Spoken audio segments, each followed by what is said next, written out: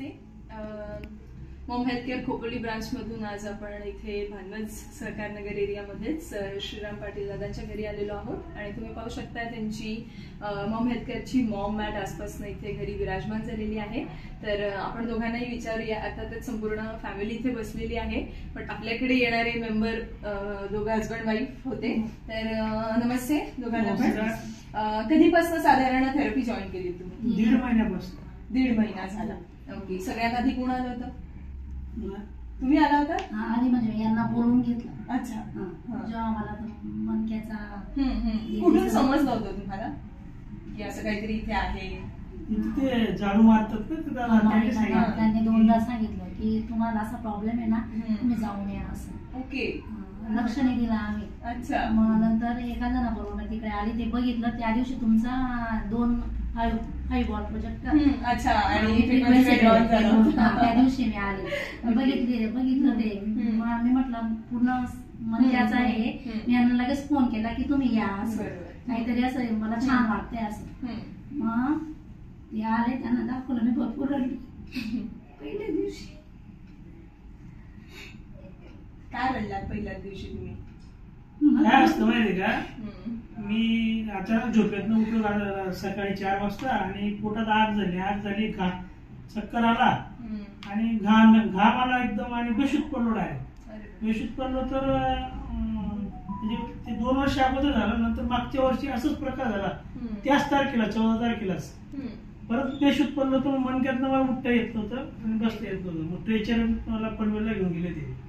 नंतर मग तिथे आपण माझा मणका जो आहे ना, तो मधला मणका दाबला गेलेला आहे. फ्रॅक्चर म्हणतात त्याला, मणका फ्रॅक्चर झाला, कॉम्प्रेस फ्रॅक्चर. बरोबर. पण ते सुदैवानं माझे दोघं चालू, सगळ्या गोष्टी चालू आहेत. त्यामुळे डॉक्टर काही दुर्लक्ष करतात, काही लक्ष देत नाही. फक्त एक बेशुद्ध पडू नये म्हणून एक लवेराची गोळी दीनानाथ मंगेशकर हॉस्पिटल पुण्याची चालू आहे. अच्छा. ती अजूनही चालू आहे. ती आता म्हणजे हा साधारण म्हणजे ह्याच गोष्टीमुळे जेव्हा तुम्ही तिथे आला तेव्हा तुम्हाला मला सर आणि तुम्ही मॅडम दोघे जण बोलत होते मन काय एकदम चांगला होऊन जाईल असं, तुम्ही फक्त या असं. मला त्याच्या एवढा भरोसा बसला मला. म्हणजे ही काय जागत नसती बरं का माझ्यासाठी. जेव्हापासून थेरपीला जायला लागली तेव्हापासून तिला पण बरं वाटायला लागलं. Thank you so much.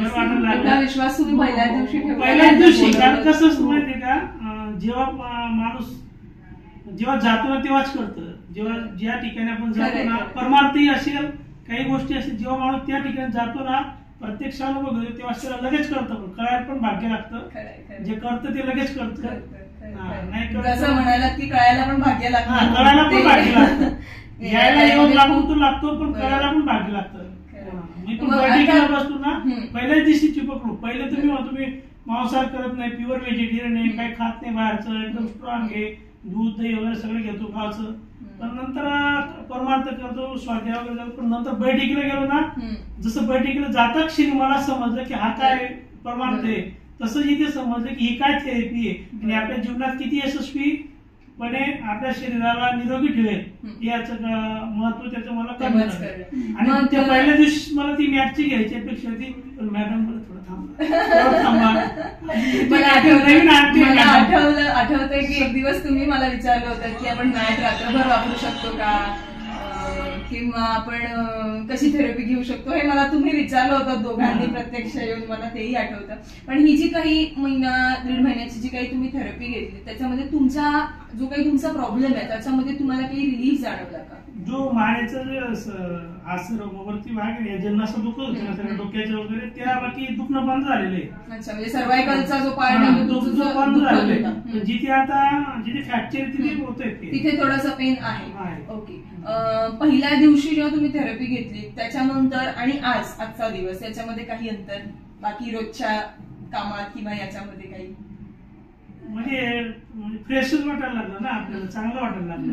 आणि अपेक्षा की चांगलंच करेल आपल्याला. आणि मी बेशुद्ध पडतो ना, ते पडणार नाही याच्याने. कारण परत ती बॉडी आता म्हणजे चालू आहे ना, ती परत मी ते पुण्याला जाईल, ते मॅडमला विचार. म्हणजे हा विश्वास आहे तुम्हाला नक्कीच त्याच्यामुळे ती नक्की बंद होईल, बंद होईल.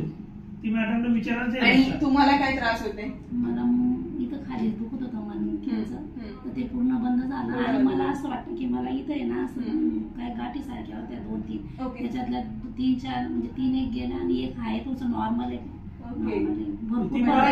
माहित नसलेलं होतं ते पण ते सुद्धा बरं झालं. ओके, मग मी असं म्हणेन की आराम येत होता किंवा या सगळ्या गोष्टी होत होत्या, जवळच आहे तुम्हाला, अगदी इथे पावलावरचं अंतर आहे, जवळ आहे, तरीही तुम्ही का विचार केलात की नाही हे घरात असलं पाहिजे? घरात फॅमिलीसाठी. मला जो प्रॉब्लेम फेस होतोय, मला जे आता पुढे जीवन कसं आहे पूर्ण म्हणजे तुम्हाला माहितीये की सरांनी सांगितलं आपल्या शरीरात केमिकल जाते म्हणजे जाते, त्याला आपण आता अन्न कुठले म्हणजे आपण हेच बोलतो ना की शेंगदाणे 3.5 किलो लागतात तेव्हा 1.25 किलो तेल बनतं.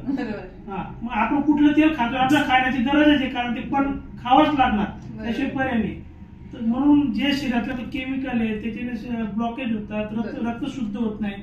सरांनी तेच सांगितलं की मॅट रक्त शुद्ध करते.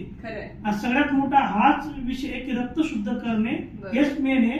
कोलेस्ट्रॉल वगैरे ते वितरतं, चरबी वितरते, ब्लॉकेज पण त्याच्याने दूर होतील, 100% पण.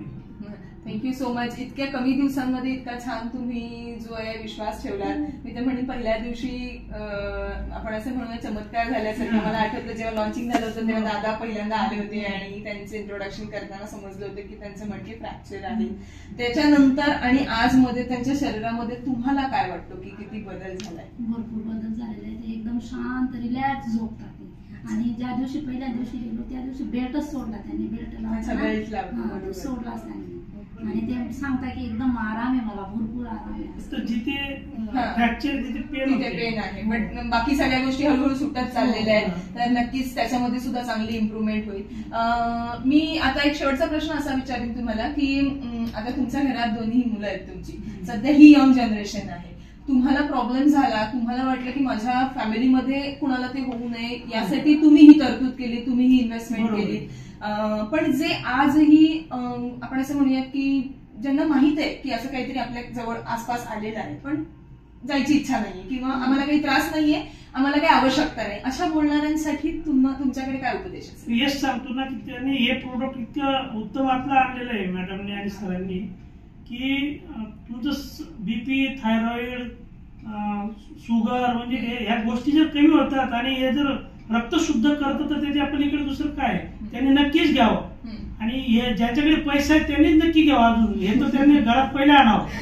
आपण तरी आपण लोन वगैरे काढून घेतलं, मला त्याचं महत्व कळलं, पण असंही बघितलं की ज्या लोकांना पैसे आहे पण ते दुर्लक्ष करतात की आम्हाला वेळ भेटत नाही. तुम्ही थेरपीला या, प्रत्यक्ष अनुभव घ्या. अनुभव घेऊन पण ते म्हणतात की ठीक आहे आम्ही नंतर घेऊ, नंतर बघू, पण बघून नाही चालणार, हे घेणंच आहे. बरोबर, आज न उद्या हे असलं पाहिजे, पाहिजेच, आजच पाहिजे, उद्या पण नको. कारण कसं आहे माहितीये का, याची आजच गरज आहे, आजच गरज आहे. अर्थात मी असं म्हणेन की आजच्या आपल्या या व्हिडिओ नंतर, या संभाषणानंतर जे कोणी आपल्याला पाहत असतील नक्कीच त्यांच्या मनात कुठे असेल जरी की बाबा मी घेऊ का नको घेऊ, घेऊ का नको घेऊ, तर नक्कीच तुमच्या या वाक्यानंतर त्यांना समजेल की ही आजची गरज आहे. उद्या आपण पाहतोय की नाही हेही आपल्याला माहिती नाही. कारण मी सेकंदात बेशुद्ध पडलोय, मला माहिती एवढं चांगलं, सगळं शरीर चांगलं उत्तम आपलं, आणि रात्री झोपेतनं नुसतं उठलो आणि चक्कर आला आणि बेशुद्ध पडलो, मला का फ्रॅक्चर झाला. म्हणजे ही जी त्यावेळेस माझा अंग थंड असेल, समजत काय, ही जर गरमाट मी घेतली असती तर शरीर व्यवस्थित राहिलं असतं. हा जो प्रॉब्लेम आहे तो बेसिंग झाला नसता, तो झाला नसता. नक्कीच नक्कीच. Thank you so much. खूप खूप आभारी आहे मी की मॉम हेल्थकेअर वरती, मॉम मॅट वरती इतका छान तुम्ही विश्वास ठेवला. आणि नक्कीच जे काही आता अजून काही राहिलंय, जे काही थोडंफार दुखणी राहिलेली आहे ती नक्कीच रेग्युलर थेरपीने क्युअर होतील. याचा पुरेपूर वापर करा. घरात मी म्हणेन की आई आलेली आहे जी नक्कीच तुम्हाला एक विशिष्ट ऊब जी तुमच्या शरीराला खरंच गरजेची आहे ती मिळवून देण्याचा प्रयत्न करेल. तुमच्या संपूर्ण कुटुंबाला छान आरोग्य मिळो हीच ईश्वरचंद्र. Thank you so much.